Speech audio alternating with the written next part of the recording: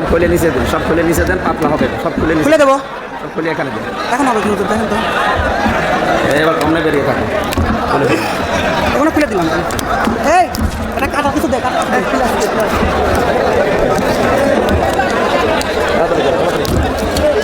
একবারে বার বানায় ফেলছে এগুলো কাটার কিছু দেন কাটার ফিলাপ দেন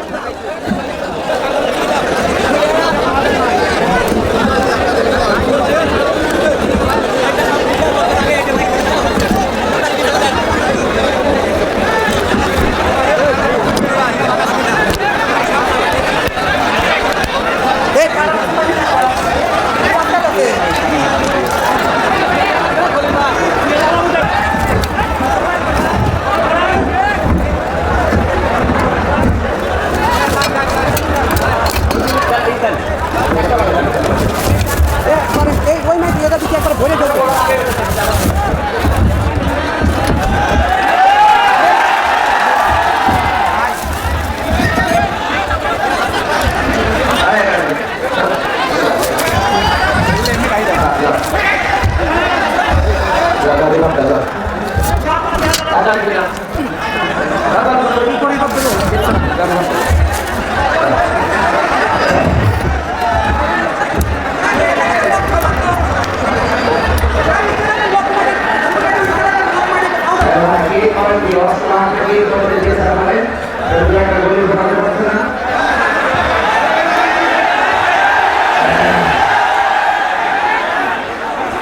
পেছনে যারা দাঁড়িয়ে আছেন হয় বসেন না চলে যান।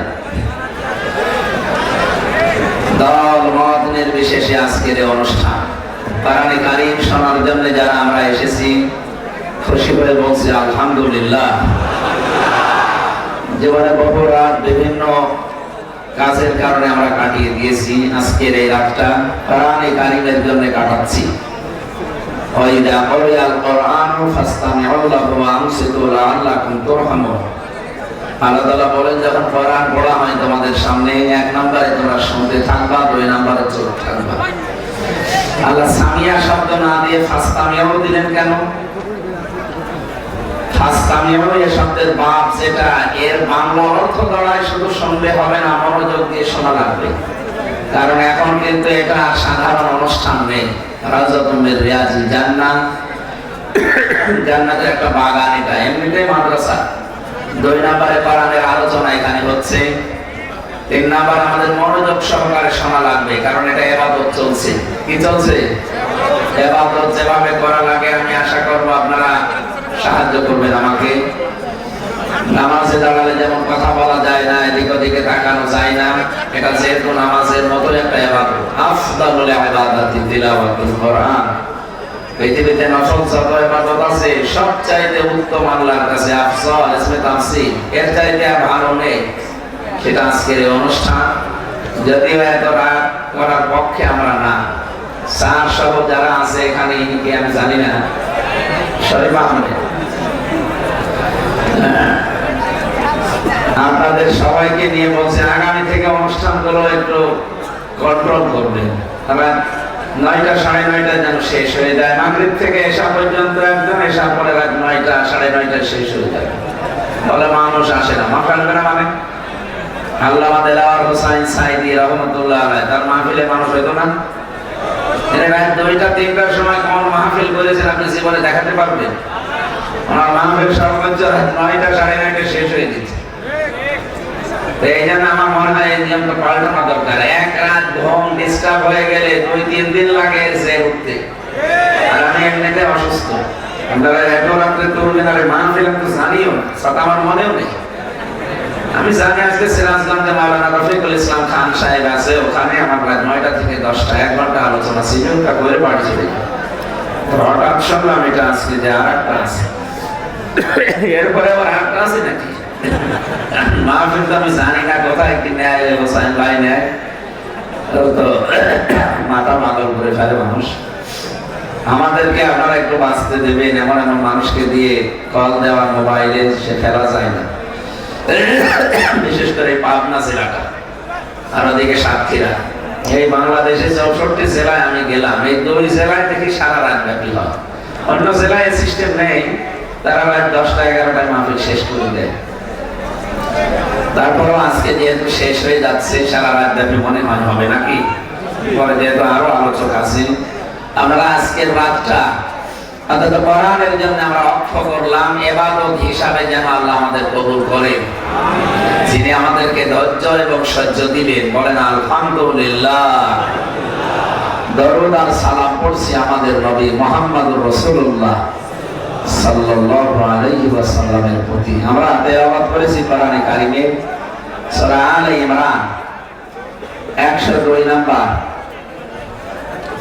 একটা মাত্র আয়াত পড়েছি। এই আয়াতের ভেতরে যে শিক্ষাগুলো আছে, আমি তাফসীর আকারে কথা বলি বেশিরভাগ, যদিও ইসলামী জালসা লিখেছে রিসালে সাওয়াব, এটা কোরআনের চাইতে সাওয়াবের কথা আর আছে। এই কার দিকে তাকিয়ে আছেন আপনি? এদিকে তাকান। মান ক্বালা বিহি সাদাকা, নবীজি বলেন যারা কোরআন দিয়ে কথা বলে এরা সত্য কথা বলে। কোরআনের বাইরে যে কথা, ও কথা সত্য কথা নয়, এই হাদিস অনুযায়ী। এজন্য আমাদের কথা হওয়া লাগবে কোরআন কেন্দ্রিক। আমার আমিলা বিহি উজিরা, যারা কোরআনের আমল করে তাদেরকে আল্লাহ পুরস্কার দেবে। আপনি অন্যান্য জায়গা থেকে আমল করলে, হাদিস দেখে, ইসলামের ইতিহাস দেখে আমল করলে আপনি সওয়াব পাবেন না, পুরস্কার পাবেন না তা না, পাবেন। হয়তো সাহাবীরা দেবে কিয়ামতে, ফেরেশতারা দেবে, নবীরা দেবে, রাসূলরা দেবে। কোরআনের আমল আল্লাহ দিয়েছেন 500। এই আমলগুলো যদি দুনিয়ায় কেউ করে, কিয়ামতে আল্লাহ নিজের হাতে পুরস্কার দান করবে। ফ্যাক্টরির মালিক যদি বলে কর্মচারীরা আজকে বেতন আমি নিজের হাতে দেব, ওই ম্যানেজারকে দেওয়ার দরকার নেই, আমি নিজে দেব, তাহলে কর্মচারীরা একটু খুশি হবে না? মালিক যখন নিজে দিচ্ছে, হয়তো কেমন দেবে মালিক ছাড়া কেউ জানে না।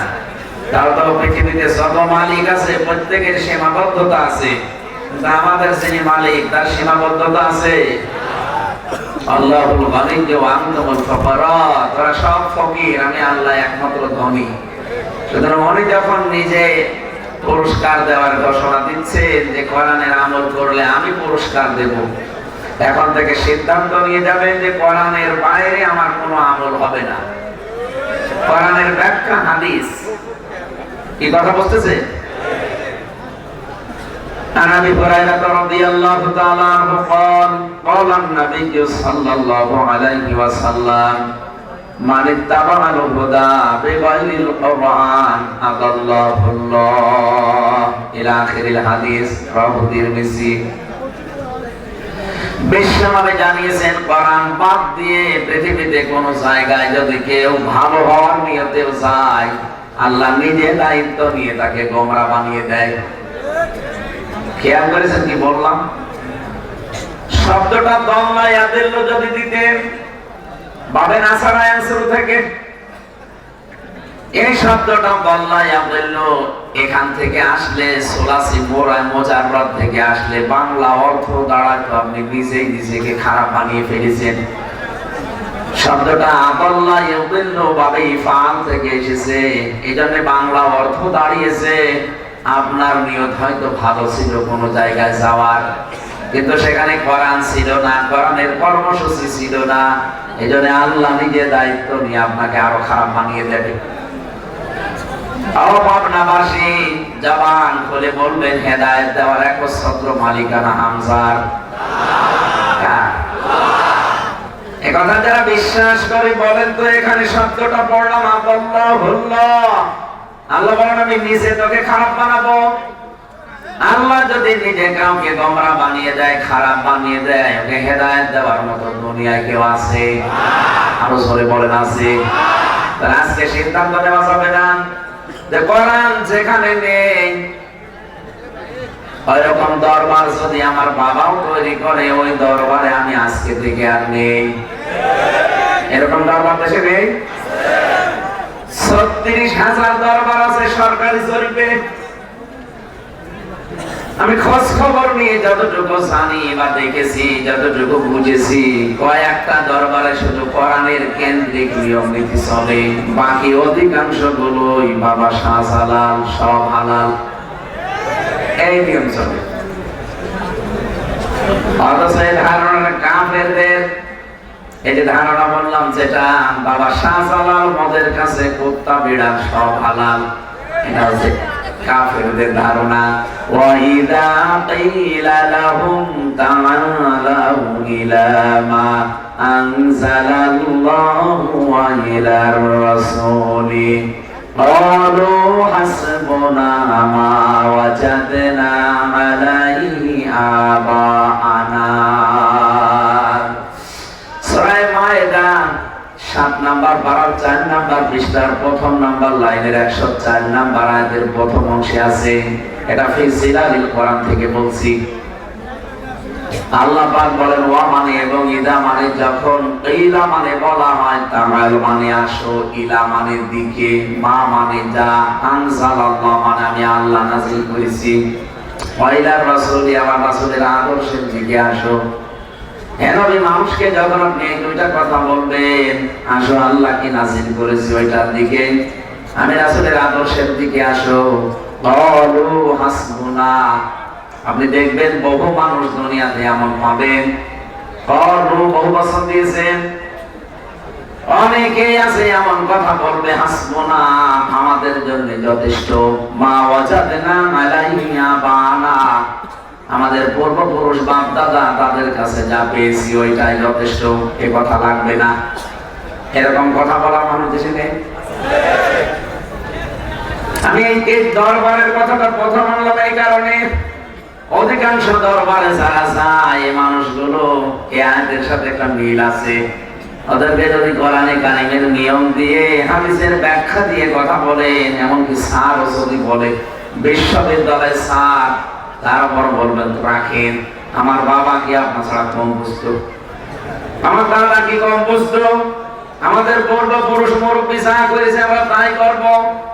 আল্লাহ পরের শব্দে দিয়েছেন আওয়ালাউ কানা, আমার তো ইস্তেফহাম প্রশ্নবোধক চিহ্ন, এটা ইন্টারোগেটিভ সেন্টেন্স। আল্লাহ যেন প্রশ্ন দিয়ে বলছেন আওয়ালাউ কানা আবাউহুম লা ইয়ালামুনা শাইআন ওয়া লা ইয়াহতাদুন, যদিও এদের এই বাপদাদার পূর্বপুরুষ মুরব্বী পীর সাহেবরা ইসলাম সম্পর্কে তেমন কিছু জানতো না এবং হেদায়েতের উপরেও ছিল না, এরপরেও এই মানুষগুলো অন্ধভাবে তাদেরই মেনে চলবে। আমার তো মনে হয় আজটা বাংলাদেশের জন্য খাস। দেখেন তো 48,000 পেয়ে তাও সরকারি জরিপ, ছাত্রের জরিপ, 48,000-এর ভেতরে মাত্র হাতে গোনা কয়েকটা জায়গায় দেখবেন ইসলামের নিয়ম নীতি কোরআনের নিয়ম চলে, বাকিগুলো অধিকাংশ জায়গায় সব বাবার নিয়মে চলছে। আমার কুষ্টিয়ার লালনের মাজার কেউ মানুষ আল্লাহর ওলির মাজার মনে করে, অথচ সারা দেশে মিলিয়ে যেই কয় মন গাঁজা না পাবেন তার সাথে বেশি গাঁজা পাওয়া যাবে দরবারে। বাংলাদেশে একটাই মাত্র জায়গা আমি পেয়েছি যেখানে পুলিশ পাহারা দিয়ে গাঁজা খাওয়ায়, আমার নিজের জেলা, আমি আর বেশি বলতে পারলাম না, আবার সেটা বদনাম হয়ে যাবে, থাক যে পর্যন্ত আছে পর্যন্ত থাক। সারা পৃথিবীতে আমার একটা জায়গা আছে, পুলিশ পাহারা দিচ্ছে, ওরা গাঁজা নিশ্চিন্তে খাচ্ছে।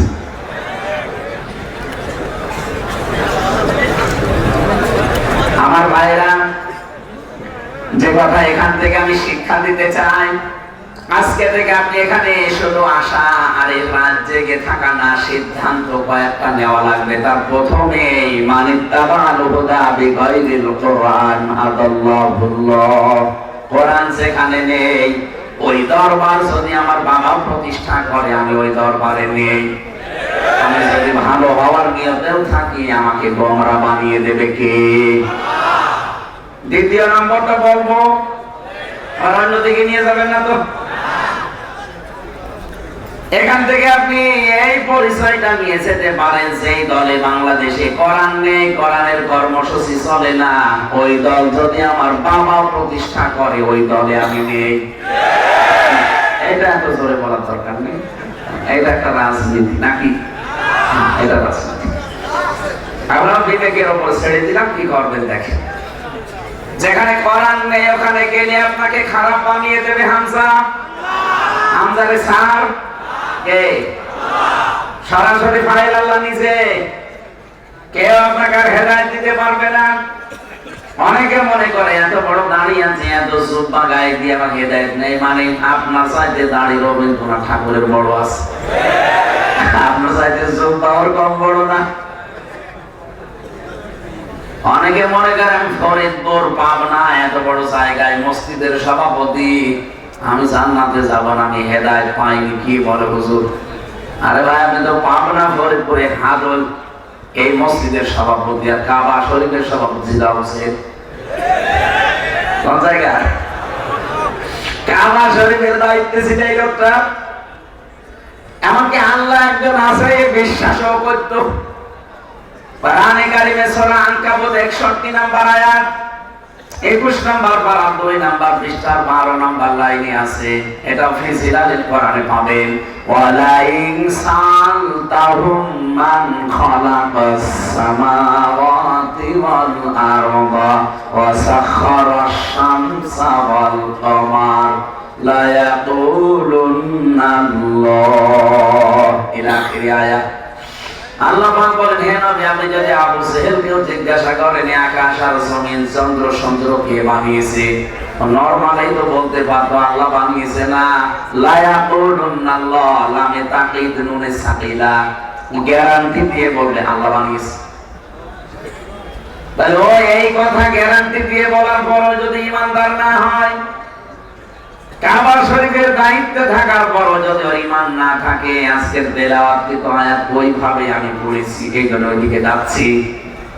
আমরা অনেকে সারা মনে করেন কালেমা যখন পড়েছি জান্নাতে একদিন যাবই। আরে ভাই, যাবেন ঠিক আছে, কিন্তু কালেমার উপরে তো আপনাকে থাকা লাগবে। মান ক্বালা লা ইলাহা ইল্লাল্লাহ ফাদাখালাল জান্নাহ, যে ব্যক্তি কালেমা পড়েছে লা ইলাহা ইল্লাল্লাহ, তাকে আল্লাহ জান্নাতে দিয়ে দিয়েছে। ফাদাখালাল জান্নাহ ইয়াদখুলু মুজারাদাইনি, দাখালা আছে, এটা মাঝি অতীত। পাস্ট শব্দটা নবীজি ব্যবহার করেছেন এই জন্য কালেমার ভেতরে আল্লাহ যা দিতে চেয়েছেন সত্যি যদি আপনি মেনে নিতে পারেন, আপনি বিশ্বাস করতে পারেন, আপনি জান্নাতে চলে গেছেন। কিন্তু কালেমার উপরে টিকে আপনাকে থাকা লাগবে, তারপরে কথা বলে ঠিক কিনা? আমরা কালেমা তো পড়ে রেখেছি, কিন্তু এর উপরে টিকে থাকার কোনো সিদ্ধান্ত আমাদের নেই। ঝড় উঠেছে সেই কোথায় সিরাজগঞ্জ, আর এখানে আমার বাতি নিভে গেছে, এরকম ইমান হলে হবে? সাহাবায়ে কেরামের ঝড় তামাম দুনিয়ায় ঝড় চলেছে, কিন্তু তাদের ঈমান নিভে যায়নি, কথা বলেন ঠিক কিনা?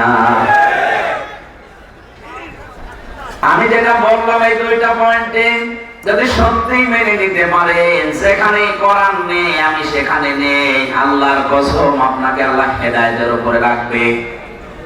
আপনি যা আমল করবেন কোরআন কেন্দ্রিক, ফেরেশতারা, নবীরা, রাসূলরা কিয়ামতে না আল্লাহ নিজে সরাসরি আপনার হাতে পুরস্কার তুলে দেবে।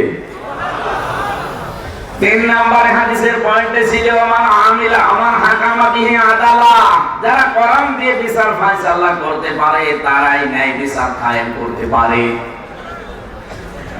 এই যে আদালা শব্দটা আছে, বাংলাদেশে বৈষম্য বিরোধী ছাত্র আন্দোলনে যারা 9 দফা দিয়েছিল, তার প্রথম 3 দফা সূরা নাহলের 90 নম্বর আয়াতের প্রথম 3টা অংশে আছে। তারা সবাই বলতো উই ওয়ান্ট জাস্টিস। কি বিচার কায়েম করতে চাই আমরা? ন্যায় বিচার। বলেন বলেন, ন্যায় বিচার কায়েমের জন্য এইটার বিকল্প কিচ্ছু নেই। এখন সংবিধান সংস্কার চলছে, 96% মুসলমানের এই দেশে আমরা সবাই যদি আওয়াজ তুলি, সংবিধান নামে একটা সূরা আল্লাহ কোরআনে দিয়েছেন, সূরা ফুরকান। ফুরকান মানে কি? সংবিধান, সত্য মিথ্যার পার্থক্যকারী। এর ভেতরে 77টা আয়াত আছে, 73টা ধারা আছে। আধুনিক তাফসীর যেগুলো পাওয়া যাচ্ছে আপনি একটু খুলে দেখেন, 73টা ধারা দিয়ে আল্লাহ এই সূরাটা নাযিল করলেন। মুসলমানের জীবনের গাইডলাইন যদি এই 73টা ধারা দিয়ে বানানো যায়, ব্যক্তি থেকে একেবারে আন্তর্জাতিক যে জীবন পর্যন্ত মানুষ যদি 73টা ধারার উপরে চালাতে পারে, আল্লাহ গ্যারান্টি দিয়েছেন এই পৃথিবী একটা মিনি জান্নাত হয়ে যাবে। কিন্তু আফসোস এবং দুঃখজনক হলো সত্য, 54 বছর হয়ে গেল এই দেশটা স্বাধীন হওয়া, এই ৭৩টা ধারার একটা ধারা আজ আমরা পাইনি।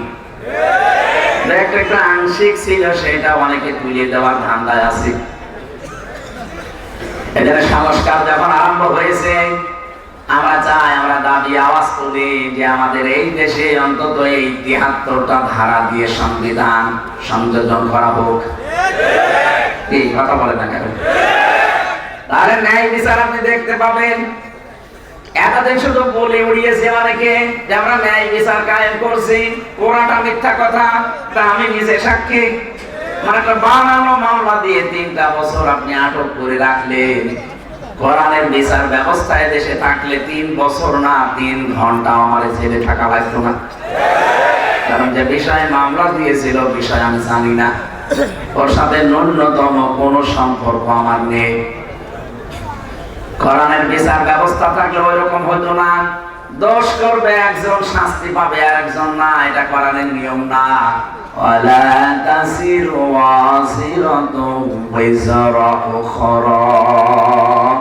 আল্লাহ বলেন কেউ কারো বোঝা বহন করবে না। যে যতটুকু করেছে তারে ওই বোঝা বহন করা লাগবে। এটা আমরা কোরআনের বিচার ব্যবস্থা দেখতে চাই। যদি ন্যায় বিচার আপনি দেখতে চান, কোরআনের বিচার ছাড়া ন্যায় বিচার 100% সম্ভব না। অনেকে প্রশ্ন করে উন্নত দেশগুলোতে, আরে ভাই কত দেশে আমি নিজে গেছি। কিছুদিন আগে সিঙ্গাপুর, মালয়েশিয়া, থাইল্যান্ড সহ কতগুলো দেশ ঘুরে আসলাম। ওই হ্যাঁ উন্নত আছে, তাদের আইনগুলো 100 প্রয়োগ হয়, কিন্তু ন্যায় বিচার না, আমি পাইনি। ন্যায় বিচার 100% পাওয়ার জন্য এটা লাগবে, এর বিকল্প দুনিয়ায় কিছু নেই। ওয়াকাযালিকা আনসালনাহু কুরআনান হুকমান আরাবিয়্যা। আল্লাহ পাক বলেন, হে নবী, আপনার প্রতি আমি যেটা নাযিল করেছি এটা কিন্তু হুকমান, সংবিধান। এটা যদি সত্যিই বিচার ব্যবস্থায়, এটা যদি সত্যি সংসদে নিয়ে আপনি কায়েম করে পৃথিবীর ময়দানে দেখাতে পারেন, শান্তি কারে বলে? আমি আল্লাহ, আমার নাম শান্তি, সালাম। এই নামের কারণে আমি এই ৭৩টা ধারা দিয়েছি, খেলা করার জন্য দেইনি। এগুলো কায়েম করে দেখেন, শান্তি কারে বলে? আমি আল্লাহ দেব। কোরআনে কারিমে সূরা বাকারার ভেতরে পড়েছি, সিবাগাতাল্লাহ ওয়া মান আহসানু মিনাল্লাহি সিবাগাতান ওয়া নাহনু লাহু আবিদুন। তোমরা আল্লাহর রঙে রঙিন হও। আল্লাহর রঙের চাইতে উত্তম রং, সুন্দর রং দুনিয়ায় আর কারণে। আল্লাহর রং এইটা। আল্লাহর রং কোনটা? এই রং যতদিন পর্যন্ত এই দেশে কায়েম না হবে রাষ্ট্রীয়ভাবে, ততদিন আপনি ন্যায় বিচারের তুলনায় অবিচার পাবেন। এই জন্য আমাদের মূল কথা এইটা আছে, আমরা এইটাকে চাই। এটা যদি কেউ রাজনীতি মনে করে, ভাই এটাই আমার রাজনীতি। হাদিসের শেষের 2টা কথা, আমান দানা ইলাইহি হাদা, এখানে টান আছে।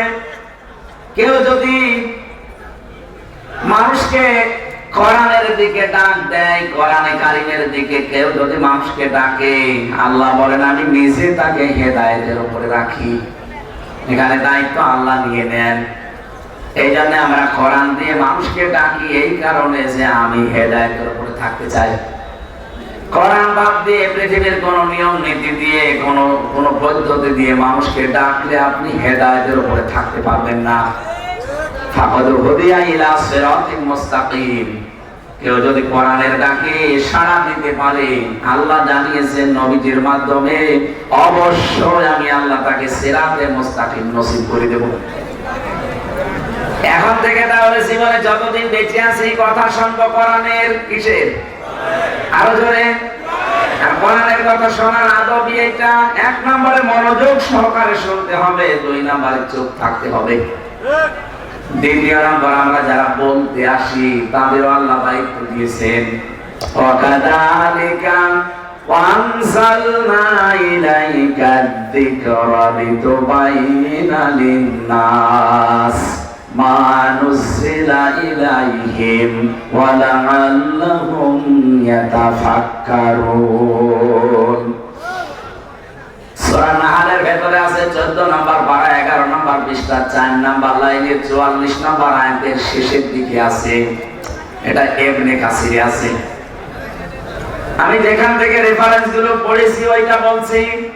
আল্লাহ পাক বলেন, হে নবী এই কোরআন আপনাকে আমি দিলাম, শুধু সোমা খাবেন আর মাথার উপরে দেখে দেবেন না। ওয়ানজালনা ইলাইকা যিকরা, এই আলোচনাটা আপনাকে আমি দিয়েছি এই কারণে, লিতুবাজ্জিনা লিন-নাস, আপনি এটা মানুষের সামনে বর্ণনা দেবেন। এখানে লাম শব্দটা আছে, এই লাম 13টা অর্থে ব্যবহার হয়। বালাগাত মান থেকে পড়েছি এর 9 নাম্বার কায়দা হচ্ছে লাম ব্যবহার করা হয় জীবিত মানুষদের জন্য। কোরআনে কারীম শোনারও লাগবে, ব্যাখ্যা বিশ্লেষণ তাফসীর যাই বলেন, এটা জীবিত মানুষকে না মরা মানুষকে? বলেন বলেন। আমাদের কপাল খারাপ, এই 15.5 বছর তো আমরা জীবিত মানুষদেরকে কোরআন শোনাতে পারতাম না। কি মানুষ মরে গেছে আপনি কোরআন পড়েন? যারা বাধা দিত ওদের বাপ মারা গেলে আমারে ডেকে বলতো, হুজুর কোরআন পড়ে দিন, বাবা মরে গেছে। আরে বেটা তোর বাবা তো মরেই গেছে, পড়ি করবো কি? যতদিন বেঁচে ছিল ওই সময় পড়লে কাজ হতো। কথা বলে না কেন? আল্লাহ আমাদেরকে সময় যেহেতু দিয়েছেন, সুযোগটা আমাদের কাজে লাগানো দরকার। কোরআনে কারীম এখন বর্ণনা হবে মরা মানুষের সামনে, না জীবিত? আপনারা মরে গেছেন না জীবিত আছেন? এখন আপনি জীবিত আছেন, আপনার দায়িত্ব এবার পরের শব্দে ওয়ালা আল্লাহুম ইয়াতাফাক্কারুন, কথাগুলো আজকে শোনার পরে বাড়ি যেয়ে চিন্তা ভাবনা করবেন যে আল্লাহ কি বলে আর আমি চলছি কোন দিকে। তাহলে আমার দায়িত্ব এটা খুলে খুলে জীবিত মানুষদের সামনে বলা, আর যারা শুনবে তার দায়িত্ব ওটা বাড়ি যেয়ে চিন্তা ভাবনা করা। কি কথা বলে না কেন? আমি তো আয়াতগুলো সব দলিল একেবারে আয়াত পারা পৃষ্ঠা লাইন রুকু সব বলে দিচ্ছি, খালি বাড়ি যেয়ে মিলিয়ে নেবেন, রেকর্ড করে নেন, একটাও তো পাবেন ইনশাআল্লাহ। এবার আসেন আমরা তেলাওয়াতকৃত আয়াতে যাচ্ছি, সূরা আলে ইমরান। তাফসীর আকারে কথা বলতে হলে 5টা বিষয় সামনে রাখা লাগে। একটা শুদ্ধ তেলাওয়াত, 2 নম্বরে মাতৃভাষায় অর্থ, 3 নম্বরে ঐতিহাসিক প্রেক্ষাপট শানে নজুল, 4 নম্বরে ব্যাখ্যা, 5 নম্বরে শিক্ষা নিয়ে বাড়ি যাওয়া। এখন রাত যত গভীর, আমার তখন খালি একটু শুতে দেরি, কমেছে যাবে, তারপর এই জোর করে চালাচ্ছি, যতক্ষণ পারি আমি চালাই। আপনারা তাফসীর আকারে কথা বলছি, কোরআনটা হয়তো না আসলেও কিছু কিছু আসবে ইনশাআল্লাহ। প্রথমটা আমরা তেলাওয়াত সত্যভাবেই করেছি যারা পারি। দ্বিতীয় নম্বর মাতৃভাষায় আগে অর্থ বলছি। আল্লাহ ডাক দিয়েছেন ঈমানদারকে, কাকে? আর সরে বলেন, ইয়া আইয়ুহাল্লাযীনা আমানু, হে যারা ঈমানের দাবি করো, ইত্তাকুল্লাহ, আমি আল্লাহকে ভয় করো, হাক্কা তুকাতিহি, যেমন ভাবে ভয় করা দরকার। ওয়ালা তামুতুন্না, মরবা না, ইল্লা ওয়া আনতুম মুসলিমুন, যতক্ষণ মুসলমান না হতে পারো। বাংলা অর্থ ছিল। এবার আসেন তো প্রথম শব্দটা দেখি, আল্লাহ ডাক দিয়েছেন কাকে? কথা বলুন। এবার গুরুত্বপূর্ণ জিনিস আসছে সামনে, কথা বলা যাবে না ভাই। আল্লাহ প্রথম শব্দ দিলেন ইয়া আইয়ুহাল্লাযীনা আমানু, ও হে যারা ঈমানের দাবি করো। কোরআন শরীফে এই শব্দটা 89 জায়গায় আছে। তাহলে একটা শব্দ যদি আপনি বোঝেন আর এই শব্দটা যদি একটু বুঝে চেষ্টা করেন, 89 জায়গায় আপনার পড়া লাগবে না, এমনি হয়ে যাবে। তাফসীর বলছে এবার আল্লাহ রাব্বুল আলামিন দুনিয়ার মানুষকে একবারে যখন ডাক দিতে চান তখন বলেন ইয়া আইয়ুহান নাস, আর শুধুমাত্র যখন বেশি বেশি ঈমানদারকে ডাক দেন তখন বলেন ইয়া আইয়ুহাল্লাযীনা আমানু।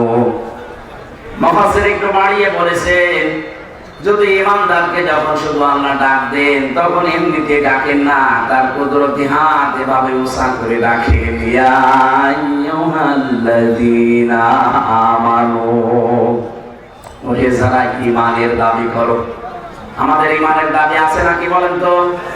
এক কথা বলেন, বুঝে বলবেন। কেউ যদি ঈমানের দাবি করে, ঈমানের দাবি করা মানে আল্লাহকে বিশ্বাস আমি করি 5টা বিষয়ে। এই যে স্যাররা হয়তো ছোটবেলায় আমাদেরকে পড়িয়েছেন, আমানতু বিল্লাহি কামা হুয়া বিআসমাইহি ওয়া সিফাতিহি আকাবিলতু জামিআ আহকামিহি ওয়া আরকানিহি। ওই সময় যখন মক্তবে পড়েছি বুঝি নাই, এখন দেখছি তামাম দুনিয়া আখিরাত আল্লাহ সব এই শব্দের ভেতরে লুকিয়ে রেখেছে। কোরআন শরীফ ওই 5টা বিষয়ের ভেতরে আছে। দুনিয়ার পুরা জীবন, আখিরাতের বিশাল জীবন, সব এই পাঁচটা জিনিসের ভেতরে। কেউ যদি বলে আমানতু বিল্লাহ, আমি ঈমান এনেছি আল্লাহর উপরে, কোন আল্লাহ? কামা হুয়া, যার অস্তিত্ব আছে। প্রশ্ন আসতে পারে পৃথিবীর সব 4500 ধর্মের উপরে এখন ধর্ম আছে দুনিয়ায়, সব ধর্মের লোকরাই তো তাদের যাকে যার ইবাদত করে মাবুদ বলে, যাকে মানে দেবতা বলে, গড বলে, যাই বলে, সবাই তো তার অস্তিত্ব দেখে দেখে ইবাদত করছে। আমরা বরং না দেখে ইবাদত করি, আর হিন্দুরা দেখে দেখে ইবাদত করছে। কি আপনি কোন শব্দটা মিলাবেন? আমানতু বিল্লাহ, আমি এমন আল্লাহর উপরে বিশ্বাস করলাম, কামা হুয়া, যার অস্তিত্ব আছে।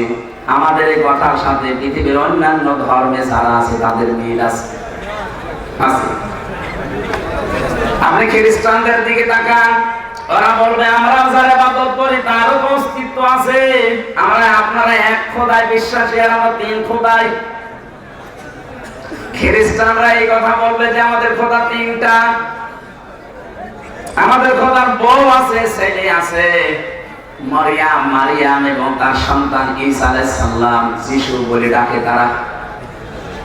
আপনি ইহুদিদেরকে জিজ্ঞাসা করেন, ওরা বলবে হ্যাঁ আমাদেরও আল্লাহ একজন আছে, কিন্তু তার ছেলে আছে উসাইদ আলাইহিস সালাম। বলেন নাউজুবিল্লাহ।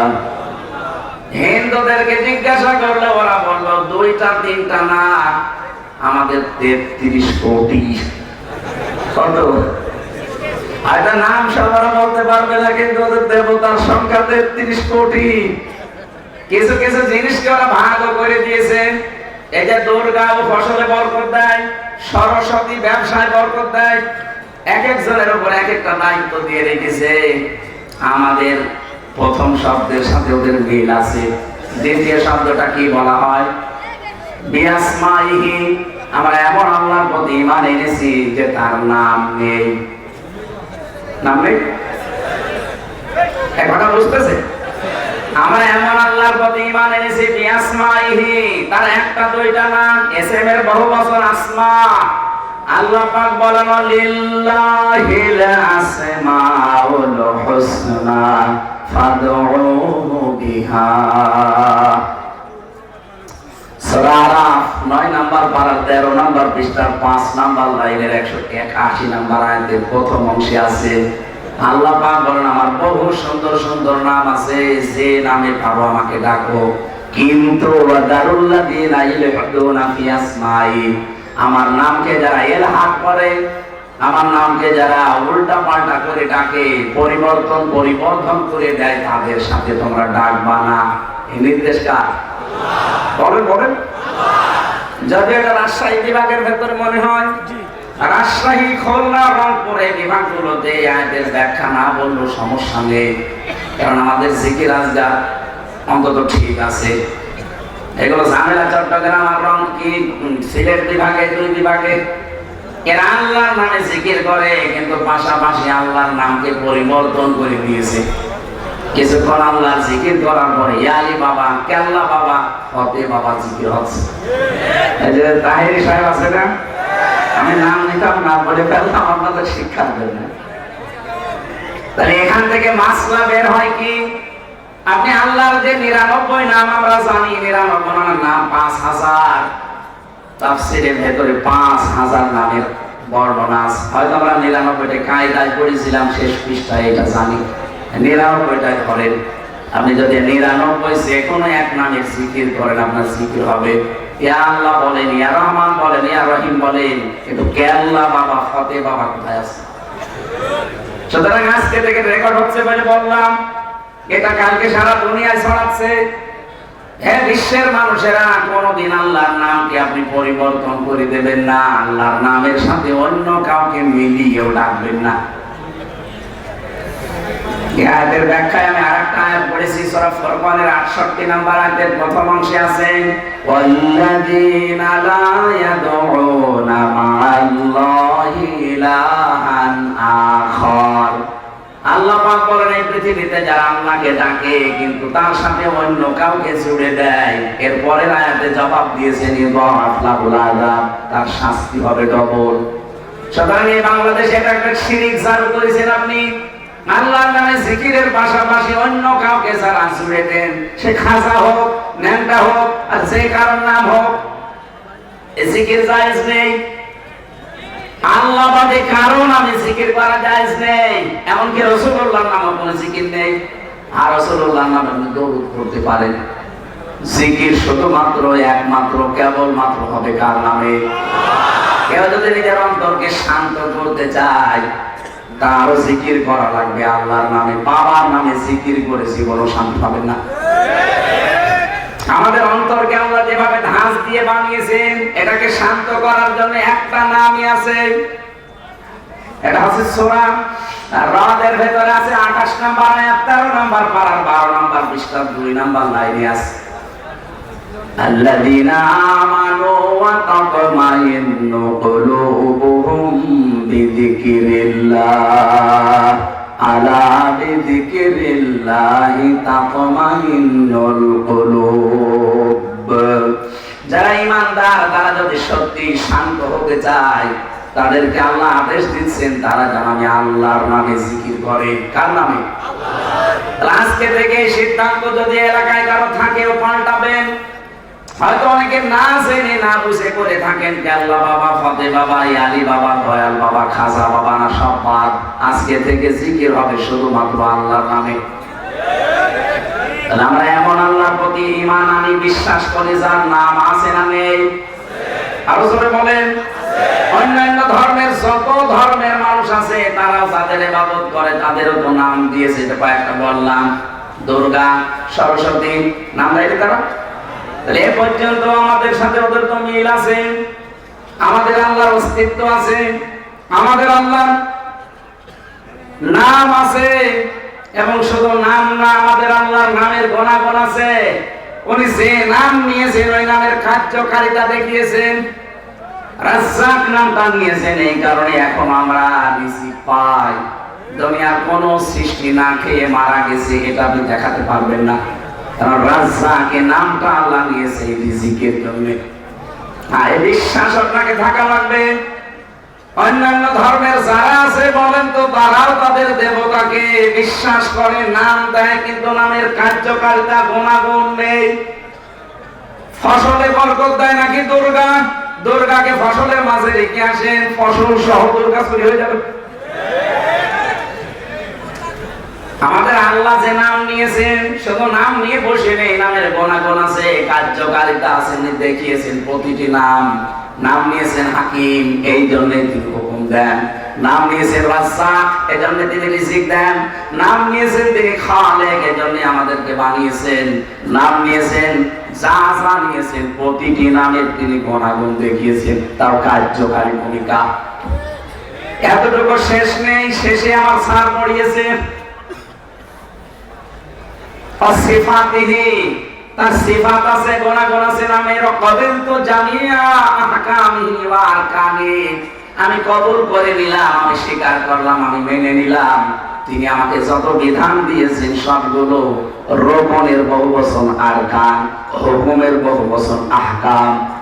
যত হুকুম, যত রোকন আমাকে দিয়েছেন সবগুলো আমি মেনে নিলাম। এই পাঁচটা বিষয় যার ভেতরে থাকবে, ওই লোকটা ঈমানদার। ওই লোকটা কি? এখন অন্যান্য ধর্মের তাদের এই শেষের দুইটা সাথে আপনি পাবেন না। এক নাম্বার হয়তো অস্তিত্বের দিক থেকে ওরা দেখায়, এই যে অস্তিত্ব আছে, আমার দেবতা এটা, আমার গড এটা দেখাতে পারে। দুই নম্বরের নাম হয়তো মন মতো বানিয়ে দিয়ে দিয়েছে। 3 নাম্বার থেকে 4 নাম্বার 5 নাম্বার আমরা খুঁজে পাই না। এজন্য ইসলামের সাথে বাকি বিশ্বের 4,500 ধর্মের কোনো মিল নেই। একমাত্র ধর্ম, একমাত্র বিধান এই পৃথিবীতে একটাই, তার নাম ইসলাম। তার নাম কি? আমি যে বিষয় বোঝাতে চেয়েছিলাম এই শব্দটা দিয়ে, আল্লাহ কিন্তু ডাক দিয়েছেন এই 5টা বিষয়ের সাথে যারা সম্পর্ক রেখে দুনিয়ায় মেনে চলে তাদেরকে। ঈমান এনেছি আমরা এই কারণে যে আমরা আল্লাহর ইবাদত করব। কি করব? বলেন বলেন। আমা খালাকুতুল জিন্না ওয়াল ইনসা ইল্লা লিয়াবুদুন। মানুষ আর জিন আমি বানাইনি, ইল্লা তবে বানিয়েছি লিয়াবুদুন, আমার ইবাদত করার জন্য। তাহলে আমাদের কাজ হবে প্রথমে ইবাদত। ইবাদতের আগে একটা কাজ আছে, তার নাম ঈমান। ইবাদতের আগে কি? ঈমান না এনে যদি আপনি ইবাদত করেন, ইবাদতের সওয়াব পাবেন? কথা বলেন না কেন? ঈমান হচ্ছে এক, এরপরে ইবাদত হচ্ছে 00। পৃথিবীতে আল্লাহ আমাদের বানিয়েছেন ইবাদত করার জন্য। ইবাদত করার আগে প্রথম কাজ কি বললাম? আরো জোরে। ঈমান আনার আগে আরেকটা কাজ আছে, কি করা লাগবে? কি? না, ঈমান মানে তো বিশ্বাস। ঈমান আনার আগে একটা কাজ আল্লাহ আমাদেরকে দিয়েছেন। সূরা বাকারা 3 নাম্বার পারার প্রথম নাম্বার পৃষ্ঠা 13 নাম্বার লাইনের 256 নাম্বার আয়াতের মাঝে আছে, ফামাইয়াকফুরু বিত-তাগুত ওয়া ইউমিন বিল্লাহ। কোন মানুষ যদি ঈমান আনতে চায়, তার প্রথম কাজ হবে সে যেন তাগুত ছেড়ে দেয়। কি ছাড়বে? তাগুত কি? এটি খাওয়া লাগে না কেনা লাগে? তাগুতের অর্থ আমি তাফসীরের ভাষায় পেয়েছি চারটা বিষয়কে তাগুত বলা হয় প্রধানত। 1 নম্বরে তাগুত মানে শয়তান। তাগুত মানে কি? প্রশ্ন আসতে পারে, শয়তান পাবো কোথায়? শয়তান কিন্তু মিনাল জিন্নাতি ওয়ান নাস, মানুষের ভেতরে আছে, জিনদের ভেতরে আছে। মানুষের ভেতরে শয়তান ওই লোকটা যে লোকটা অপচয় করে। কোরআন শরীফের ভেতরে এমন কোন গুনাহ করলে তাকে শয়তানের ভাই বলা হয়েছে, আমি পাইনি। স্যার বসে আছে, বলেন তো একটা গুনার জন্য শুধু শয়তানের ভাই বলে আল্লাহ আখ্যা দিয়েছেন, ইন্নাল মুবাদ্দিরিনা কানু ইখওয়ানাশ শায়াতিন। যারা অপচয় করে এই মানুষগুলো শয়তানের ভাই। শয়তান কি ভাই? মুসলিম বিশ্বে 57টা দেশ, 257টা দেশের ভেতরে মাত্র 57টা দেশ মুসলিম। আমার এই জীবনে আমি যতগুলো দেশে ঘোরাফেরা করলাম, আমার এই ছোট্ট জীবনে আমার মেধা দিয়ে ভেবেছি যদি অপচয়টা রোধ করা যেত, পৃথিবী দাঁড়িয়ে যেত। এমনকি বাংলাদেশটা, আমাদের দেশে বহু অপচয় হয়, একেবারে ব্যক্তি থেকে শুরু করে রাষ্ট্র পর্যন্ত সব জায়গায় অপচয়টা রোধ করা দরকার। এটা কিন্তু শয়তানের ভাই হওয়ার প্রথম। এই যে টিস্যুটা, আমি যদি একটা নিয়ে আমার কাজ করতে পারি, অথবা বেকার আমি 2-3টা নিয়ে নষ্ট করলাম, এটা হলো অপচয়। এইটা দিয়ে বললাম, এরকম সব জায়গায় দেখেন, একটা মেয়ে বিয়ে দেবে, 50,000 টাকা হলেই হয়ে যায় না, ও 5 কোটি টাকা খরচ করছে। তো কি দরকার? অন্তত 1 লাখ টাকা দিয়ে মেয়েটা বিয়ে দিয়ে বাকি টাকাগুলো যদি মেয়ের সুখের জন্য আপনি মানুষকে কর্মসংস্থান তৈরি করে দিতেন, হাজার হাজার মানুষ তাদের প্র্যাকটিক্যাল লাইফে কর্মসংস্থান পেয়ে আপনার মেয়ের জন্য দোয়া করত। এরকম বহু জায়গায় আমরা অপচয় দেখতে পাচ্ছি। একটা একটা করে নাম ধরে বলতে গেলে সারা ধরে অপচয় বলবো। এক কথায় জবাব দিচ্ছি, যারা অপচয় করেন তারা শয়তানের ভাই। শয়তানের ভাই সে কি? শয়তান না? 2 নম্বরে শয়তান ওই লোকটা যে মানুষগুলো অশ্লীলতা ছড়ায়, যৌনতা ছড়াতে ভালোবাসে। জান্নাত থেকে আমাদের আদি পিতা হাওয়া আলাইহিস সালাম, আদম আলাইহিস সালাম আর হাওয়া আলাইহিস সালামকে বের করে দেবে। শয়তানের এই টার্গেট ছিল না, ওর প্রথম টার্গেটই ছিল তাদেরকে আমি উলঙ্গ করব। সাধারণ মানুষকে যারা উলঙ্গ অবস্থায় দেখতে চায়, বুঝবেন এটা শয়তান। এখন যদি বাড়িতে যান, বাড়ি যেয়ে যদি আপনার স্ত্রী আপনাকে গালি দেয়, কুকুরের বাচ্চা, না রাগ হবে? না না। আপনার মাথায় যদি বিবেক বুদ্ধি থাকে, আপনি রাগ করতে পারেন না। চিন্তা করবেন, কি গো, একটা শিক্ষিতা মেয়ে, একটা ভদ্র ঘরের মেয়ে, আমার কোনোদিন মাথা উঁচু করে কথা বলে না, হঠাৎ আজকে আমার শুকুরের বাচ্চা, কুকুরের বাচ্চা গালি দিচ্ছে, ঠিক এর চিনে ধরেছে। এর স্বাভাবিক নেই, এর চিনে ধরেছে, এই জন্য আমার উল্টা পাল্টা গালি দেয়। তাছাড়া কোনোদিন আমার মুখের উপরে মুখ তুলে কথা বলে না। এত ভদ্র, এত শিক্ষিতা মেয়ে হঠাৎ গালি দেয়, কিসে ধরেছে? বলেন বলেন। মানুষ হিসাবে স্বাভাবিক জীবন যাপন করবেন না, আপনি অশ্লীলতা ছড়ান, যে অঙ্গগুলো ঢেকে রাখার কথা ওগুলো আরো উন্মুক্ত করে মানুষকে দেখান, তখন আপনি চিন্তা ভাবনা করে বুঝে নেবেন যে আপনি আর স্বাভাবিক নেই, শয়তান আপনাকে দখল করে ফেলেছে। শয়তান আপনাকে দখল করে ফেলেছে, এরকম মানুষ দেশে নেই। আমি তাগুতের ব্যাখ্যায় যে প্রথম বলেছিলাম শয়তান, শয়তানকে এখন খুঁজতে আমেরিকায় যাওয়া লাগবে, এক কথা বলছেন। দ্বিতীয় নম্বরে তাগুতের অর্থ বেশি মানুষের তৈরি করা আইন। এই পৃথিবীতে যারা মানুষের তৈরি করা আইন কানুন প্রতিষ্ঠার জন্য কাজ করে, আন্দোলন করে, দল করে, বুঝবেন ওইটা তাগুত। এরকম 903 জায়গায় আয়াত আছে পুরা কোরআনে, 903 জায়গায় পেয়েছি আমি ডাইরেক্ট ইনডাইরেক্ট। আলা লাহুল খালকু ওয়াল আমরু তাবারাকাল্লাহু রাব্বুল আলামিন। সূরা আরাফের 54 নম্বর আয়াতের শেষের দিকে আছে আল্লাহ বলেন সৃষ্টি যার, আইনও চলবে তার। কে দিয়েছেন বিধান? কে দিয়েছেন?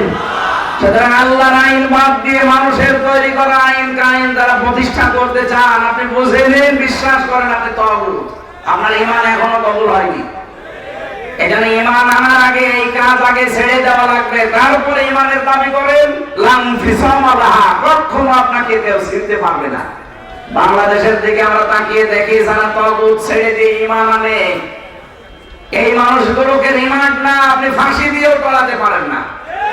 আর যারা এগুলো না ছেড়ে ঈমান আনে, ফাঁসি না শুধু দড়ি দেখালে বেঈমান হয়ে যায়। আমি নাম নিলাম না। এই জন্য বাস্তবতা এটা, আপনাকে আগে তাগুত ছেড়ে দিয়ে ঈমান আনবেন, ঈমানের পরে আপনার ইবাদতের দায়িত্ব।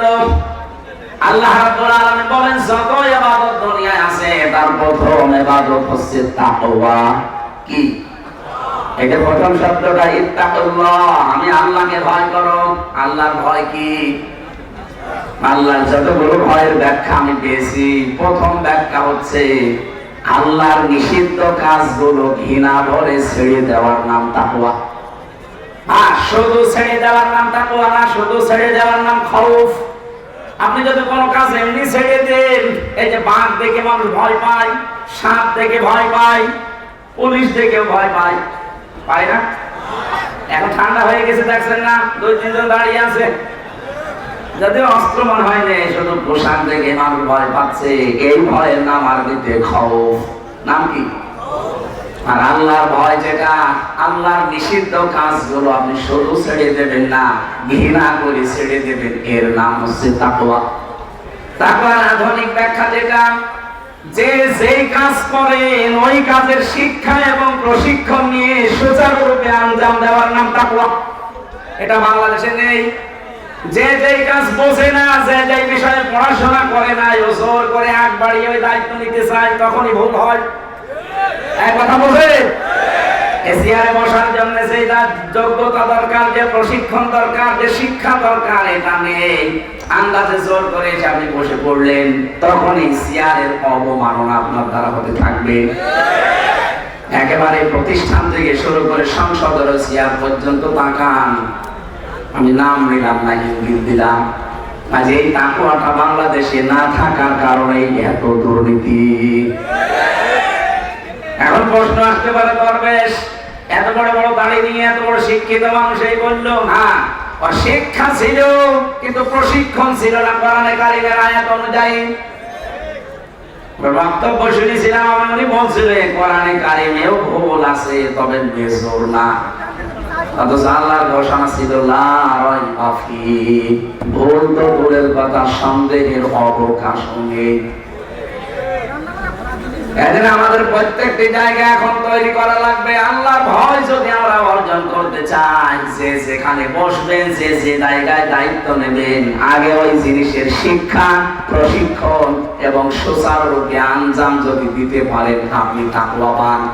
আর এই মানুষগুলো আমরা তৈরি করতে চাচ্ছি, কথা বলে ঠিক কিনা? এটা তৈরি না হলে খালি জোব্বা গায়ে দিয়ে, পাগড়ি মাথায় দিয়ে মসজিদে বসে হু হু করলে আল্লাহর ভয় হয় না। আল্লাহর ভয় হচ্ছে ওইটা আপনি কাজটা আসলে সুচারুরূপে আঞ্জাম দিতে পারেন কিনা, ওই শিক্ষা এবং প্রশিক্ষণ নিয়ে। এ মানুষের বড় অভাব আছে। 1628টা চেয়ার ছিল এই দেশে।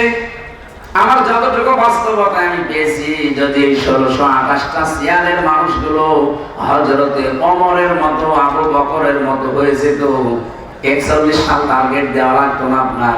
41 ঘন্টায় বাংলাদেশ মিনি জান্নাত হয়ে যেত।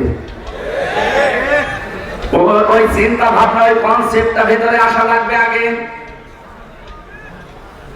আমিরুল মুমিনিন খলিফাতুল মুসলিমিন হযরত আবু বকর সিদ্দিক রাদিয়াল্লাহু তাআলা আনহু, তিনিও রাষ্ট্রের দায়িত্বে ছিলেন। আমি 1628 জন মানুষ এখনো দায়িত্বে আছে, তাদেরকে হাতে পায়ে জড়িয়ে বলছি, একটু ভাবেন, একটু বাস্তবতার দিকে তাকিয়ে বলেন, এই মানুষগুলো যারা দুর্নীতির সাথে জড়িত, আজ একটা মানুষের চলতে কত লাগে বলেন তো? কত লাগে, কত টাকা লাগে একটা মানুষের? আপনার আন্ডারে চাকরি করে একজন কনস্টেবল, সে যদি 18,000 টাকার বেতনে চলতে পারে, আপনার এক মাসে 18 কোটি টাকা উপায় করা লাগবে কোন কারণে? ও মানুষ, আপনি মানুষ না। খলিফাতুল মুসলিমিন হযরতে ওমরের, হযরতে আবু বকরের সন্তান একদিন ডাক দিয়ে বলে, মা আমি পায়েস খেতে চাই। তিনি বললেন, বাবা আমার কাছে যা আছে এটা দিয়ে পায়েস হবে না, আমার বাবারে জানাই।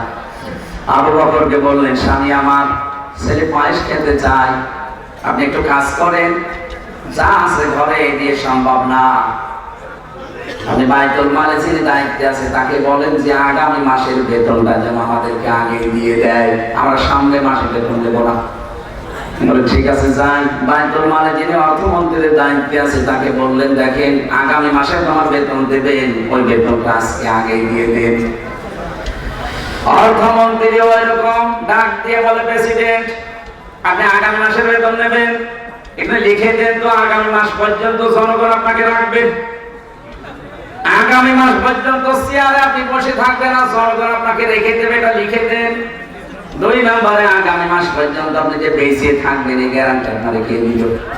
আমি যে আপনাকে আগামী মাসের বেতন দিয়ে দেব না, এই 2টা গ্যারান্টি না দিলে আমি পারবো না। ফিরে আসলেন, স্ত্রীকে বললেন, না সম্ভব না, যেভাবে আছে এভাবে চলতে থাকো। ওনার স্ত্রী ওইরকম পর্যায়ে ছিলেন, উম্মে রোমানা। তিনি ডাক দিয়ে বলে, স্বামী আমার ঠিক আছে আপনি পারেননি, কিন্তু প্রশ্ন করবেন না। প্রতিদিন উনি যে খাবার গুলো পান, ওখান থেকে কিছু চাউল আটা বা গম সব যাই বলেন একটু বাঁচিয়ে রাখেন। 15 দিন পরে ওটা 2 কেজির মতো মনে করেন বিক্রি করে বা 22 মানিস খাবার সন্তান খেতেও বসেছে। হযরত আবু বকর আসলেন, ডাক দিয়ে বললেন, স্ত্রী কি খেলে কোথায়? বলে, আপনি সন্দেহ করবেন না, আমি কিন্তু এই কায়দায় করেছি। হযরত আবু বকর সন্তানকে বলে, ঠিক আছে খেয়ে নাও।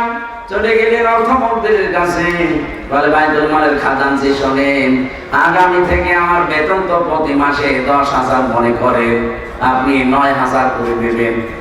আমি চিন্তা ভাবনা করে দেখলাম যে 9,000 টাকা হলো আমার সংসার চলে। এরকম মানুষের মন মানসিকতা যদি এই দেশে আমরা 1628 জনকে পেয়ে যেতাম, আল্লাহর কসমে দেশটা সত্যি দাঁড়িয়ে যেত। আপনার বিশ্বাস না হলে আমি 2 জনের নাম বলছি, ওনাদেরও তো মানুষ, ওনারা তো মন্ত্রী ছিল। আপনি খারাপ মনে করলো, আমি বাস্তবতা বলছি। এই পাবনার সন্তান মাওলানা মতিউর রহমান নিজামী, এই যে ফরিদপুর জেলার সন্তান আলী আহসান মোহাম্মদ মুজাহিদ, কি তারা মন্ত্রী ছিল না? তারা এমপি ছিল না? তারা চালায়নি এগুলো? অনবীক্ষণ যন্ত্র দিয়ে তো সারেনা দুর্নীতি খুঁজে পান না, আর আপনার 36,000 কোটি টাকা মারি কাটি করেন এত বড় দাড়ি নিয়ে।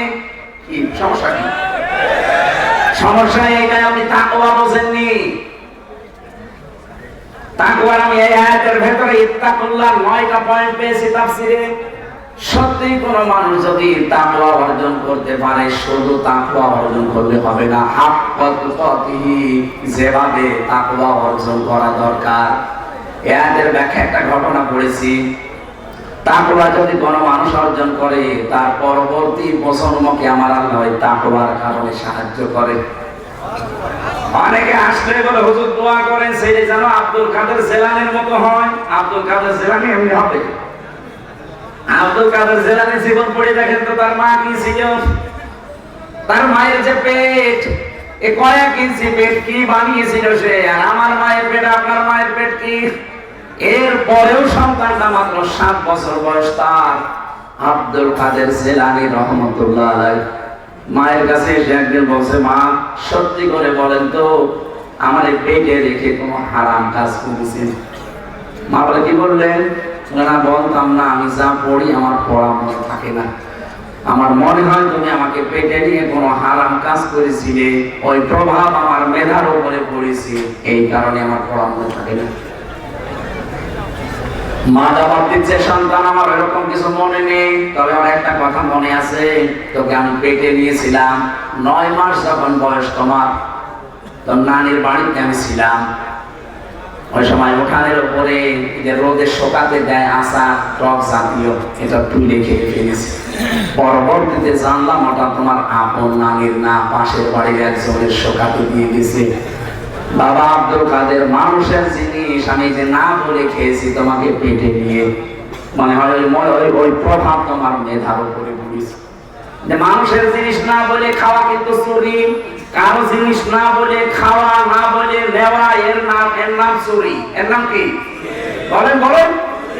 এই একটা চুরির ঘটনা আমার জীবনে আছে, আমি জানতাম না, পরবর্তীতে তারপর আমি মাপ চেয়ে নিয়েছি, কিন্তু খাওয়া তো হয়ে গেছে। বিজ্ঞান প্রমাণ করেছে 6 মাসের পরে পেটে সন্তান কিন্তু দুনিয়ার সবকিছু শুনতে পায়। এই জন্য মা বোন যারা এসেছেন পেটে সন্তান রাখা অবস্থায় 6 মাসের আগে যাই করেন করেন, এর পরে যে 4 মাস 10 দিন খুব সতর্ক থাকবেন। আপনি যা করেন ওটা কিন্তু মেধার উপর প্রভাব পড়ে। আপনি কোরআন পড়বেন, কোরআনের প্রভাব তার উপরে পড়বে। আপনি ভালো ভালো কাজ করবেন, ওইটার প্রভাব তার উপরে পড়বে। ডাক দিয়ে বলেছে, সন্তান আমার মনে হয় এই কারণে তোমার পড়া মনে থাকে না, ঠিক আছে যাই হয়েছে হয়েছে, যাও। ভর্তি করে দিয়েছিল নাকি মাদ্রাসায়, পড়েছে মাদ্রাসায়, যে উস্তাদকে জিজ্ঞাসা করছে, স্যার আপনি যে পড়ালেন আলিফ বা তা সা, আলিফের মানে কি? উস্তাদ বলছে, আমি জানি না। জানেন না মানে? যে জিনিসের মানে নেই, অর্থ নেই, ওই জিনিস পড়ি আমি সময় নষ্ট করবো না, আপনি অর্থ বলেন আগে। আমি ক্লাস 3-র একটা শ্রেণী পড়াতাম যখন বিশ্ববিদ্যালয়ে ছিলাম কুষ্টিয়া শহর। পরে আমি বলছি, বলো আমাদের ছোট নদী চলে বাঁকে বাঁকে। আমাদের বলছে, হুজুর দাঁড়ান, কি যে আমাদের আময়াকাল বয়াকাল র, আমাদের লিখতে 4টা অক্ষর লাগে কেন? ওসা তো আমি জানি না। আমাদের আপনি আগে বোঝান না, আমাদের লিখতে 4টা অক্ষর লাগবে কেন? 3টা হলে হয় না কেন? পরের শব্দে ছোট নদী যাবো আগে, এটা বলেন। চিন্তা করলাম, আল্লাহ এ কি? এরকম করে যদি দেশের মানুষগুলো কোরআনে কারিম বোঝার চেষ্টায় থাকতো, তাহলে আমার এই দেশে অন্যায় করা মানুষ খুঁজে পাওয়া যেত না। এতটুকু মানুষ কয় বছর বয়স হবে না? 6-7 বছর। এই 7-8 বছরের মানুষ যদি এই চিন্তা নিয়ে পড়ে যে আগে বলে না আমাদের কি করলে 4টা অক্ষর লাগবে কেন? আব্দুল কাদের বলেছিল, ওস্তাদ আমি পড়তে পারি, আগে বলেন আলিফের কি অর্থ হয়। মনে বলছে, আমি সারা জীবন কত ছাত্র পড়িয়েছি, আমি জানি না। আপনি জানেন না, আমি জানি, আমার মায়ের কাছে আমি পড়েছি। কি বলো? উনি আলিফ দিয়ে আল্লাহর পরিচয় তুলে ধরলেন 9টা। আল্লাহু লা ইলাহা ইল্লা হুয়াল হাইয়ুল কাইয়্যুম। এখানে একটা মাসলা বলা দরকার। স্যার আছে, আমি এই জন্য বলছি, অনেক মানুষ মনে করে আয়াতুল কুরসি ফরজ নামাজের পরে পড়লেই মরে গেলে জান্নাত হবে। এর ভেতরে আল্লাহর 9 থেকে 10টা ক্ষমতার কথা আছে। আপনার প্র্যাকটিক্যাল লাইফে 10টা ক্ষমতা বিশ্বাস করে আল্লাহকে দেখাবেন যে আমি মানি, তারপরে আয়াতুল কুরসি পড়লে মরে গেলে জান্নাত। আপনি একটাও মানেন না। আপনি আয়াতুল কুরসি 100 বার কেন 1000 বার পড়লেও কোনো লাভ আপনার নেই। এক লোক বসে বসে পড়ছে, মনে করেন স্যার বসে পড়ছে, ওয়ালা ইয়াকুতু আলা তাআমিল মিসকিন, যে মিসকিনকে খাবার দিবা, খাবার দেওয়ার উৎসাহ দিবা। ঘরের বারান্দায় বসে বসে আয়াত পড়ছে, হঠাৎ করে এক মিসকিন এসেছে, বলছে স্যার আমারে খাবার দেন। উনি যদি বলে বেটা ডিস্টার্ব করো, আমি কোরআন পড়ছি, আপনি পড়ছেন কি? আর তো যেটা পড়ছেন সেই কাছেই তো এসেছে। ওইটা তো আপনার আমল করা লাগবে, কোরআন পড়া বন্ধ করে। কথা বলে না কেন? অনেক যদি বলে আমার ডিস্টার্ব করলে তোর কিছু দেবই না, ও কোরআন পড়ে সাহাব হবে। যেটা পড়লেন ওইটা তো প্র্যাকটিক্যালে মিলাবেন। আব্দুল কাদের জিলানী 18 পারা পর্যন্ত তার জীবনে আমি পড়েছি, 18 পারা পর্যন্ত তেলাওয়াত করেছিলেন। আল্লাহর পরিচয়গুলো তিনি আলিফ দিয়ে তুলে ধরেছিলেন। ওস্তাদ কাঁদতে কাঁদতে বেহুশ হয়ে গেছে। হোশ ফেরার পরে ডাক দিয়ে বলে, মা আপনার কপাল ভালো, কোথায় পড়িয়েছেন ছেলেকে, আবার আমার কাছে পরীক্ষার জন্য নিয়ে এসেছেন। মা বলে, না তো এই প্রথম নিয়ে আসলাম। ওস্তাদ বলছে, আপনার এই ছেলে তো প্রায় 18 পারা পর্যন্ত কোরআনে কারীম আয়াত আছে। মা আমার কান্না আরম্ভ করলেন। ওস্তাদ বলে, আপনি কাঁদেন কেন? আপনার তো খুশি হওয়ার বিষয়। মা বলে, দেখেন আমি এই সন্তানকে পেটে রেখে প্রতিনিয়ত কোরআনে কারীম পড়তাম। আমার সাংসারিক কাজ কারবার যত ছিল ওই কাজ কারবার করতে গিয়ে আমি কোরআনে কারীম পড়েছি। আমার কাছে মনে হয়েছে সন্তানটা জন্ম নেওয়ার পরে পাশে বসিয়ে বসিয়ে যখন ফজরের পরে পড়তাম, ও আমার দিকে তাকিয়ে মুখ মেলাতো। আমার আফসোস হচ্ছে এই জন্যে আমি নিজেও কোরআনের হাফেজা। যদি কষ্ট করে আরেকটু 30 পারায় প্রতিনিয়ত আমি আমল করতাম, আমার এই ছোট সন্তান এতটুকু বয়সে 30 পারা কোরআনের হাফেজ হয়ে যেত। মা বোন এসেছে কিনা আমি জানি না। সম্মানিত মা বোনেরা, কে মনে করেন সন্তান শুধু দোয়া করলেই ভালো হয়? পেট ঠিক করেন। এই কয়েক ইঞ্চি পেট অনেক দামি জায়গা। কত মানুষকে আপনি দেখান, কোন নজরে দেখান বলেন তো? কত মানুষ আছে দেখি স্ত্রী যদি একটু সুন্দর হয়, দিশাই পায় না করবে কি, আরো সুন্দর করে সাজায়, মানুষকে দেখায় মোটরসাইকেলে করে যে জিনিস আমার আছে, আর আছে বলে আমি বললাম না। ওই গোল চত্বর যেটা মাজম করে, ওখানে একবার দাঁড়িয়ে আছি, দেখি একজন মোটরসাইকেল নিয়ে আসতেছে। সালাম দিলাম, দাঁড়িয়ে বললাম যে কে? তোমার ভাবি। কি বনিয়েছেন? এই ছাতা তো পাখানো যায় না, কি শাড়ি না মশারি? আমার কানের কাছে মুখ নিয়ে বসে, হামজা সারা জীবন তো আমি দেখলাম, আমি আর কত দেখবো? এলাকার মানুষের হক নেই, হক আদায় করে বেড়াচ্ছে। তোমার ওই স্ত্রীর পেটে ভালো সন্তান, আপনি কি করি? কত মানুষ কত নজরে তাকায়, মানুষের নজরের একটা পাওয়ার আছে। এটা অনেক জায়গায় দেখি ক্ষেতের ফসল নষ্ট হয়ে যাবে, তাহলে কালো হাড়ি দিয়ে তখন দান দিয়ে রাখে, চোখের নজর পড়ে ওই দিকে পড়ে। সম্মানিত মা বোনেরা, সন্তান এখনো যদি আব্দুল কাদের জিলানীর মতো সন্তান, যদি আল্লাহর ওলি মার্কার সন্তান উপহার দিতে চান, পেট ঠিক করবে। এই কয়েক ইঞ্চি পেট কম দামি জায়গা, উল্টা পাল্টা জিনিস পেটে দেওয়া যাবে? উনি শুধু না বলে জিনিস খাওয়ার কারণে যদি ওই মেভা মধার উপরে পড়ে সন্তানের, আমাদের যারা পেটে নেয় কত কিছু না পেটে গিয়ে হজম করতে। সম্মানিত মা বোনেরা, আপনাদেরকে কয়েক মিনিটে খুব গুরুত্বপূর্ণ একটা তথ্য জানাচ্ছি। আপনি শক্ত হবেন। আপনার স্বামী যেই হোক, যদি প্রধানমন্ত্রী আপনার স্বামী হয় শক্ত হবেন, যদি গলি মজুর হয় তাও শক্ত হবে। বলবেন, দেখো তুমি চাই করো করো, হারাম উপায় করলে কিন্তু আমার সাথে তোমার আর হবে না। তুমি হারাম ইনকাম করে হয়তো 10,000 জায়গায় 50,000 নিয়ে আসবে, ওই টাকা পয়সা দিয়ে রান্না বাড়া করে হয়তো সুস্বাদু খাবার আমি খাবো, কিন্তু হারাম ইনকামের খাবার দিয়ে যে সন্তান পেটে আসবে, কত জন্মগত ভাবে হারাম খোর হবে। বলেন, ওটা জন্মগত ভাবেই তো হারাম খোর। ওরকম হারাম খোর সন্তান আমি 10 মাস 10 দিন পেটে রাখবো কষ্ট করে, কোন কারণে? সুতরাং হারাম খোরকে আমি পেটে রাখতে রাজি না, এমনকি হারাম খোর জন্ম দিতেও রাজি না। হয় তুমি আমাকে রাখো, না হারাম ছাড়ো। আপনি শক্ত হন, আপনার স্বামী বাধ্য হবে। কারণ 100টা পরিবারের 98টা স্বামী বাম হাতের ইনকাম করে তার স্ত্রীর কারণে। আমরা যেন পাগলামি না করি। কার জন্য কি করবেন? আপনার স্ত্রী, আপনার ছেলে মেয়ে, আপনার মা বাবা, কেউ না। সব আপনার চোখ বন্ধ হওয়ার পরে শত্রু হয়ে দাঁড়াবে। বিশ্বাস যদি না হয়, 100 বছর পর, মাত্র 100 বছর পরে আপনার ফরিদপুরে ফিরে আসেন, আপনাকে যদি কেউ চেনে আমি কি বলেছি, আমি আমার 3 পুরুষের উপরে আসিনি না। আমার বাবার নাম রিয়াজউদ্দিন, তার বাবার নাম জাহান আলী, তার বাবার নাম নোমাজ আলী, এরপরে আমার জানি।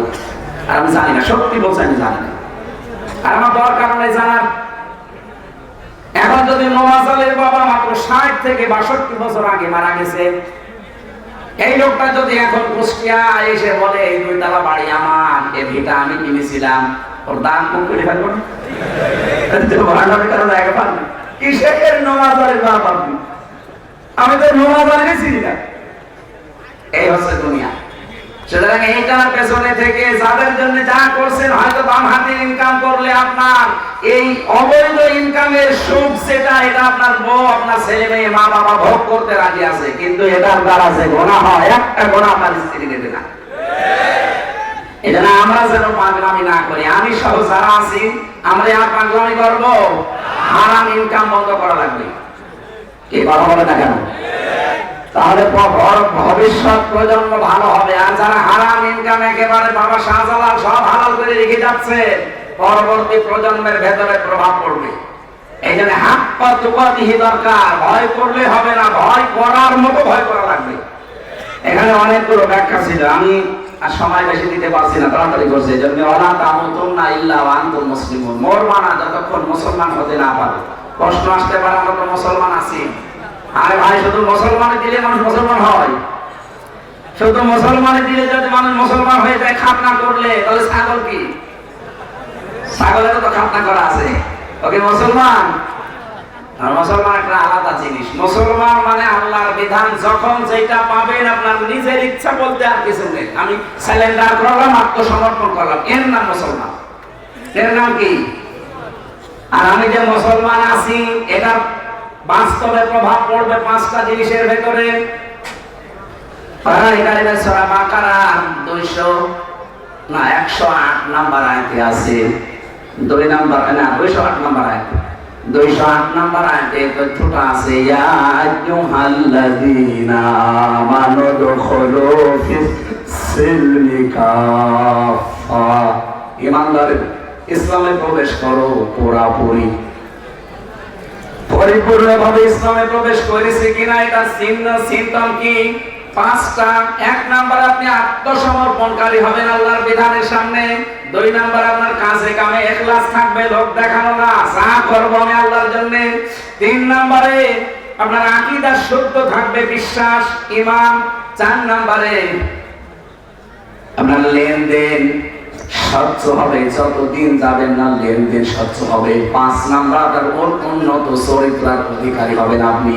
এই 5টা বিষয় যখন জীবনে দেখবেন যা মিলছে, তখন আপনি বিশ্বাস করতে পারেন আমি ইসলামে প্রবেশ করেছি।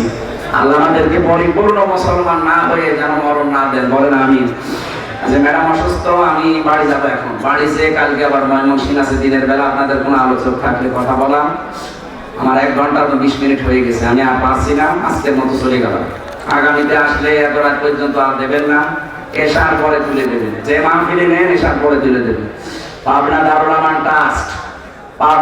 আমান ট্রাস্টে মাহফিল আছে, এশার পর থেকে রাত 9টা 9:30 শেষ হয়ে যাবে। এটা জানুয়ারির 21 তারিখে দাওয়াত দিতে বলেছে মাওলানা ইকবাল সাহেব, আমি দাওয়াত দিয়ে গেলাম। আমার কথায় ভুল ত্রুটি হলে এমনিতে এখন রাত বেশি, আমার মাথা ধরেছে। আসসালামু আলাইকুম ওয়া রাহমাতুল্লাহ। আগামীতে আসলে ইনশাআল্লাহ দোয়া করব।